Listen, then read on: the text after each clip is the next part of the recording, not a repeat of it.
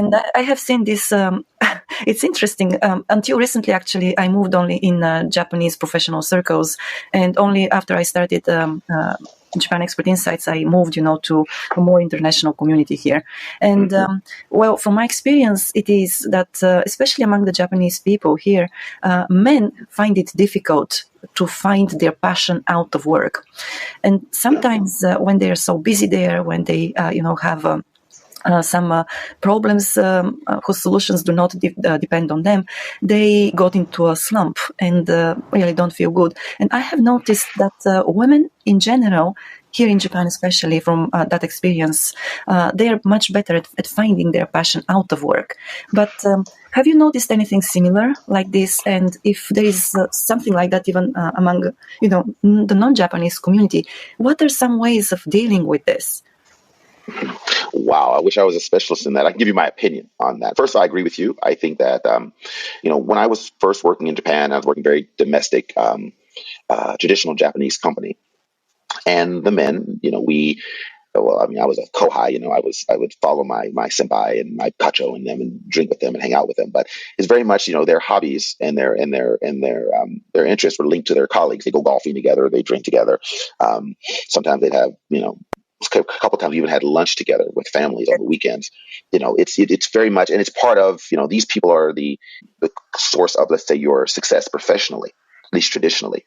And so they would, so it's very difficult to sort of break free or do something different when this has been proven, right? It's like a religion in a way. It's like, this is proven through their experience. This is the way that works. I look at it similar like I look at any organization. I'll use Tokyo Black Professionals as an example.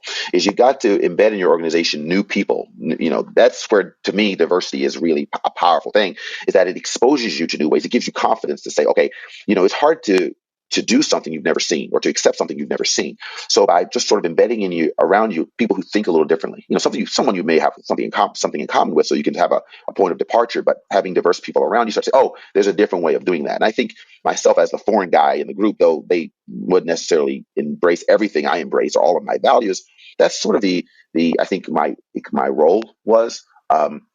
To be that little bit of exposure to say, maybe there's a different way. This may not be for me. Maybe that's a foreign thing, but they would get no exposure had I not been there. So I think for men and for companies, it's really easy when you're looking at a CV to hire someone to say, I don't think this person will be a match because their language isn't strong enough, or they're a woman, or I'm not comfortable with this profile, so to speak. But just to take that risk from time to time, because even if you fail, even if the person's not a good hire, or something goes wrong, you've given yourself a little bit of exposure to provide you with opportunities. I think as I get older, I find that the older I get, the more I resist change, or I want to resist change. And because I have children, lots of them actually, from ages of like 24 to 10, I'm forced to deal with difference. I'm forced to deal with this newness, the music, the way they play video games, all this kind of thing. It sort of forces you to say, oh, wait a second, this exposure is kind of good. It's traumatic, but it's also very, very good. So for women, I think because, there's less of that peer pressure at the office to sort of adhere, then, you find that they're a little more open than men are with regards to finding their passions outside of work. But again, are they really following their own passion, so to speak? Are they still creating groups where they create a bubble that in some way puts up a wall, prevents them from really finding their own sense of full fulfillment or satisfaction? I would say probably, because I think probably. But for men, it's really, if you're spending most of your time at work, you need to embed in your work some mechanism to expose yourself to new ideas and concepts. And it is not easy. I talk to a lot of people in Black professionals who are like, Henry, I'm trying to do this, or I'm trying to do this, start this, or do whatever. And I tell them, I said, if you want to be successful, I'll tell you right now, you should say goodbye to who you are now, because you won't be the same person at the end of the day. So you've got to be open to redefining yourself. You got to be open to saying, what, maybe how I'm thinking is wrong, and I've got to try this. It's like green eggs and ham story. I don't know if you know Dr. Seuss' story about green eggs and ham. It's one of my favorite books, actually, and it's the lessons ring true.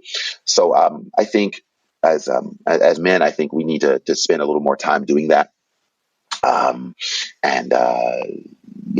Change takes time, and improvement takes time, and it's never easy. Yes, and it also needs. Well, you have to be brave, as you mentioned earlier. You need to be brave and have people around you. And I think you need to be surrounded by people who are sort of supportive of you doing something different, or supportive of you being yourself. And that's I think you felt that way. And people say that when I do the same sort of events, like at my home, my wife and I will do a barbecue or something. And we just want people to feel like they're themselves. Because if you feel safe, and you feel like you don't need to, you can be yourself, then people keep coming back.